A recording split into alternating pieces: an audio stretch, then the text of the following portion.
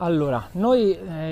sicuramente, tanto faccio un complimento agli avversari che sono stati molto bravi ad aggredirci sin dal primo tempo.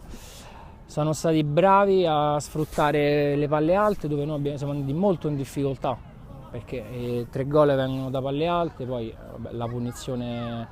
loro è stata stupenda, io da fuori ho battuto le mani, quindi e c'è da dire che sì, abbiamo dormito un pochino al primo tempo, quello sì. Poi il secondo tempo abbiamo fatto tutt'altra gara. Abbiamo pressati alti, abbiamo messo in difficoltà, loro si sono difesi molto bene, però sul 5-1 è dura, loro hanno saputo gestire bene la gara e niente, è andata così. Beh, allora, devo dire che questa sconfitta sicuramente farà bene ai ragazzi, perché comunque sappiamo le nostre qualità, sappiamo il valore e questa sconfitta a mio avviso ci ha fatto bene, perché da qui ripartiremo, ci può stare perdere contro una big della Serie A,